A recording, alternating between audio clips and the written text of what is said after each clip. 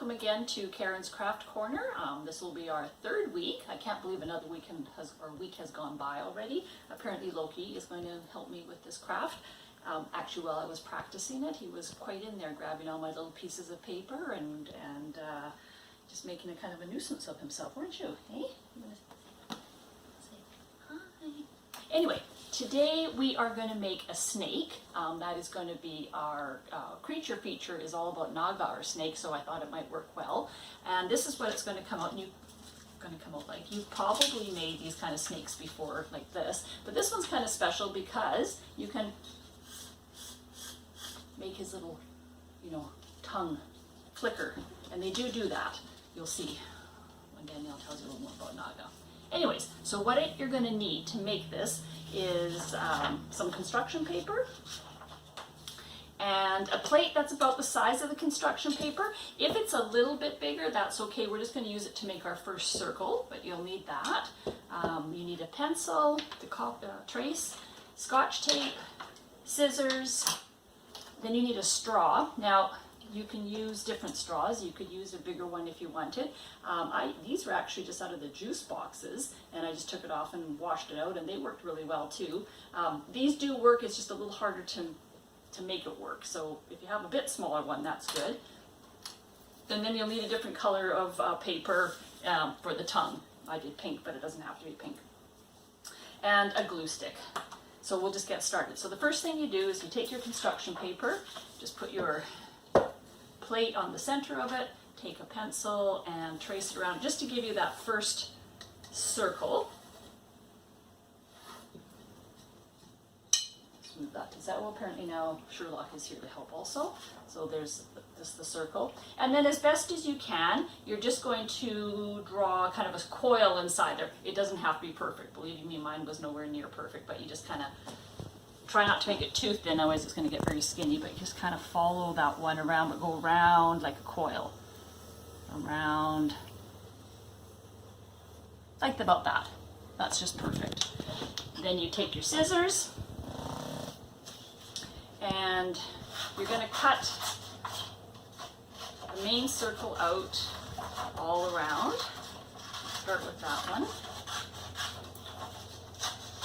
This is the part that the cats thought was fun when I was doing it before.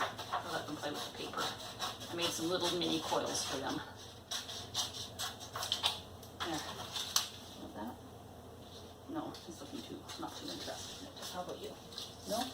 Okay, and then you just want to, where your coil started, just start going in there. And you go around and around until you're all done. And you come up with something like this. All right?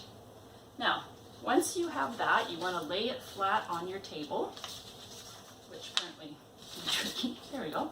And we want to make a design on it. Some snakes are purely one color, but most snakes do have some kind of a pattern. If I had I didn't have dark brown construction paper because Naga is actually quite dark brown with golden colors, quite beautiful. Whatever you want to use, and then you can decorate it any way you want. So I just took a felt pen and I used dark browns because then like I said, colors that we have of Naga, and make any kind of design. I was doing these all around like the side. Now we're going to work on the head. So take another piece of construction paper. You can do it, it's the head of the snake, so it would be the same color as the body, about like this big. All right, and then fold it in half. Have it like that, and then take your scissors and not on the folded part, here's the fold, but that's at the bottom, but at the top part you just want to round it out because this is going to be the snake's heads, and they don't have square heads, they have rounded heads, so just kind of like that, pretty simple. Okay, and then where the fold is, we're going to cut it right through there so that we have two pieces like that look very much the same. Okay, take one of the pieces. Before you do that, sorry. Then get another piece of paper, like your brighter color or what you're going to make for a tongue, and cut out a piece about like this. Doesn't have to be perfect, mine definitely isn't, about this long. You can experiment a little bit. I think if you make it too long, it's not going to flicker very well. Don't make it too short either.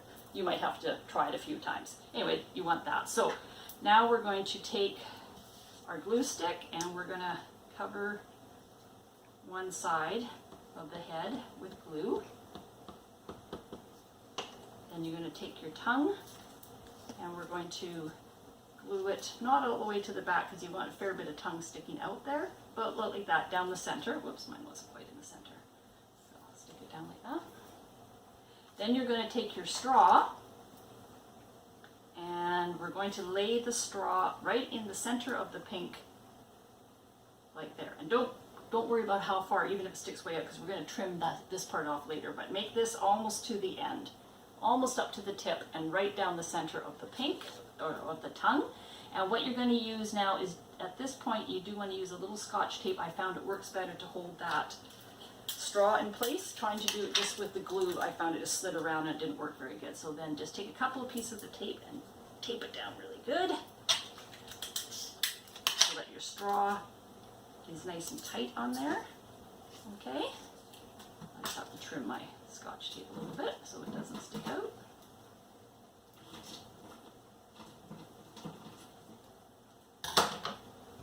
Like this, okay? And then you take the other half. You might want to add a little more glue. And you cover over and press down all around the straw. So it's kind of going to look like this with your straw in the center, like that, okay? Now that's going to be the bottom. So then you flip it over to the other side that doesn't have the bump in it, that's flat. That's the top, the head part. And what we're going to do is going to draw eyes on there. Naga has very black, kind of beady eyes. They're quite beautiful, actually.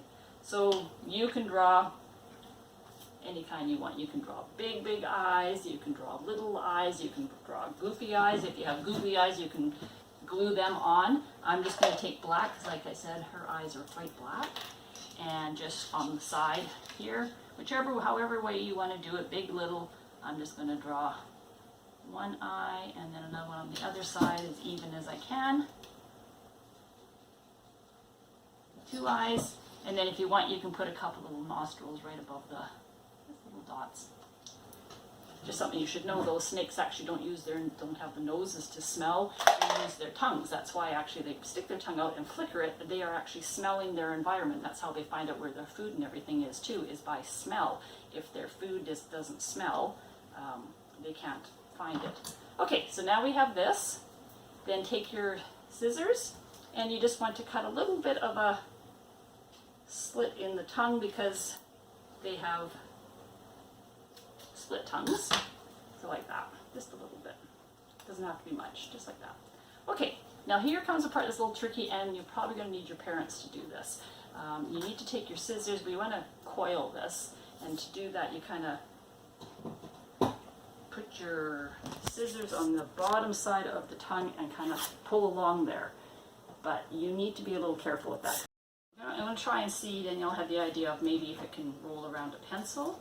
Yeah, that would probably work too. So if you're not good with the scissors or a little worried about it, just take your pencil and roll it around. You just basically want to make it so that it's a little bit of a roundabout on it.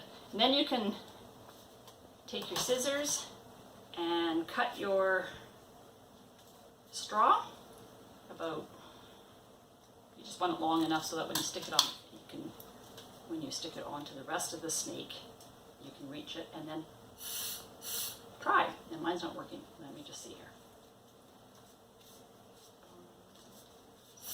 There we are. Wasn't blowing hard enough. And then the last part is just to take your snake body again, and with your glue, you're just going to glue it onto here. All right. So then we're just going to glue it on there.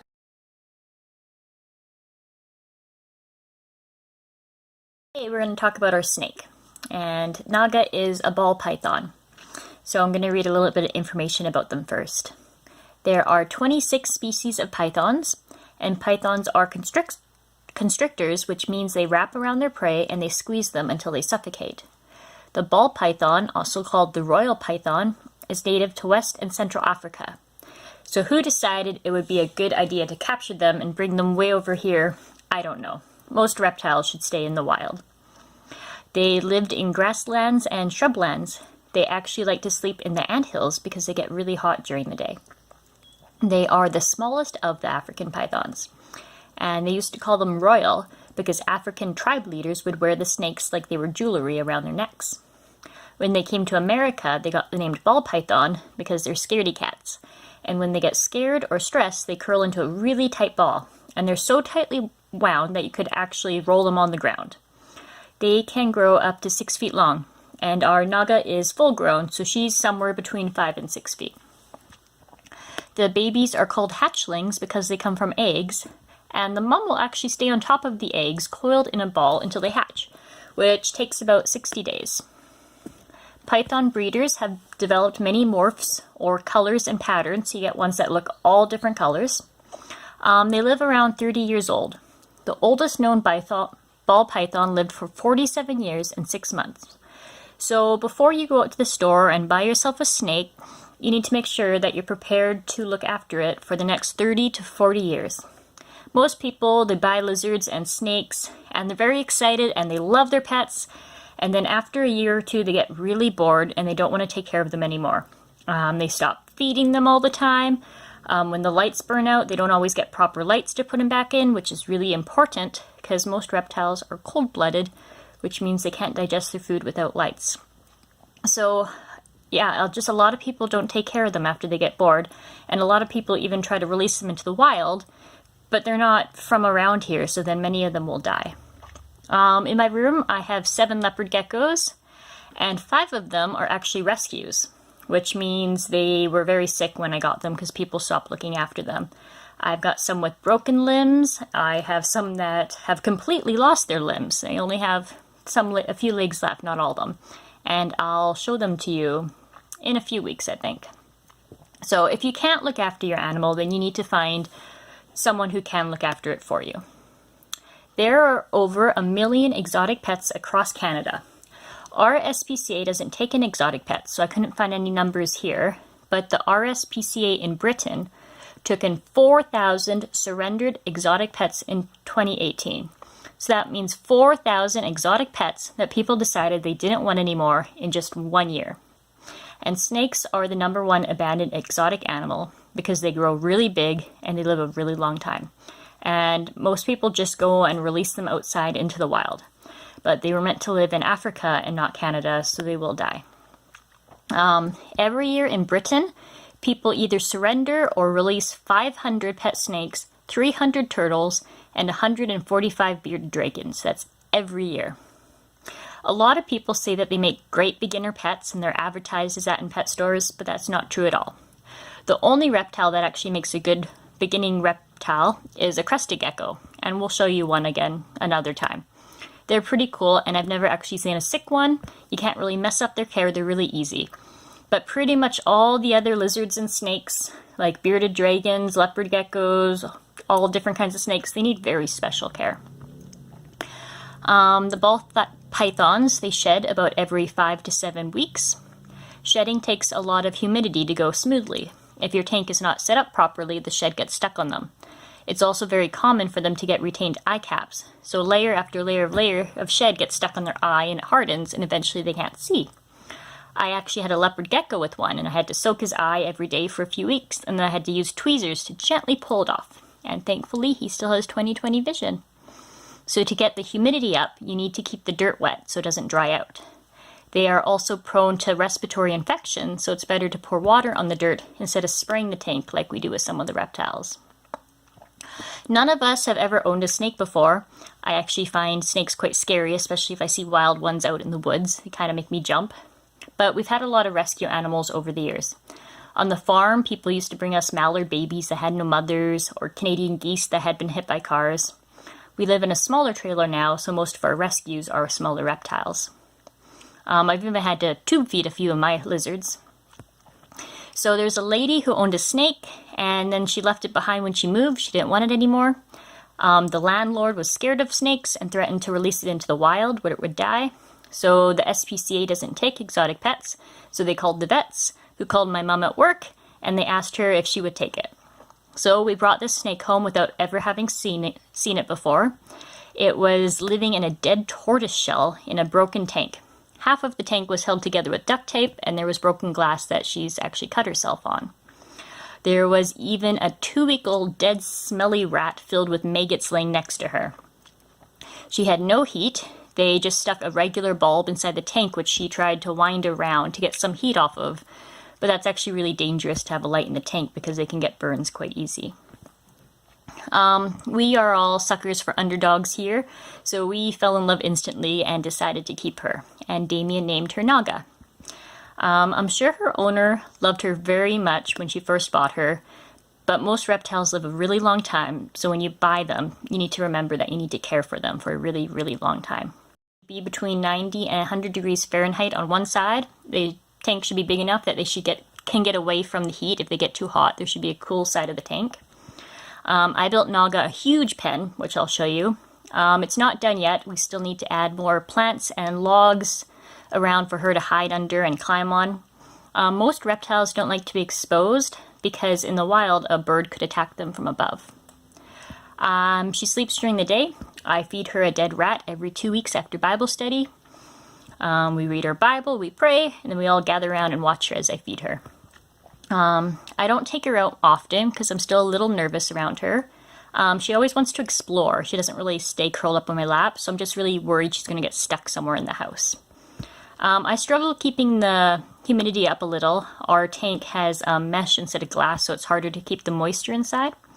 If proper shed, she'd come off in one piece, one really big long piece, and sometimes hers comes off in a couple pieces, so it's not perfect yet, still working on it. We're going to show a video now with some clips of Naga, and I also have some clips of her eating, which are really cool to watch. We feed her dead rats, so they're already dead, but please don't watch the video if you think it will frighten you or disturb you. So this is the warning. Ball pythons do not eat people, and they also do not unhinge their jaws like people have been saying for years. There's actually a line on the bottom of their jaw where there's no scales, and it allows them to spread apart like an elastic. They are one big muscle. Can you imagine eating your dinner without using your arms or legs?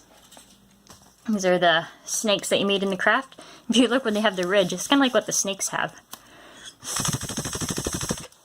So here's the video.